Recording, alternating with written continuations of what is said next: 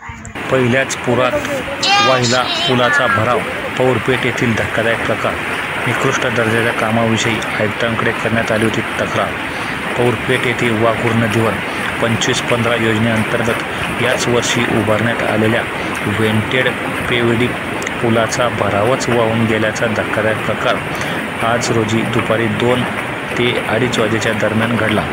पौरपेठ गावातून वाहणाऱ्या वाघूर नदीवर 25-15 योजनेतून वेंटेड पेवडी पूल याच वर्षी सुमारे 90 लाखांचा निधी खर्चून बांधण्यात आला.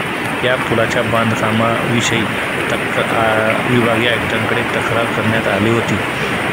दरम्यान जगप्रसिद्ध अजिंठा लेणीच्या कुशीतून उगम पावलेल्या पहूर येथील वाघूर नदी आज झालेल्या मुसळधार पावसाने वाघूर नदीस आलेल्या पहिल्याच पुरात या पुलाच्या दोन्ही बाजूंचा भराव वाहून गेल्याने पुलांचे काम निकृष्ट दर्जाचे झाले असल्याच्या तक्रारी ग्रामस्थांनी केल्या आहेत.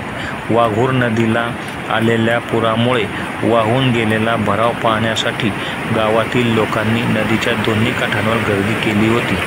पुलाचा भराव वाहिल्याने संबंधित ठेकेदार आणि अभियंत्यांची चौकशी करण्याची मागणी पहूर येथील नागरिकांनी केली आहे.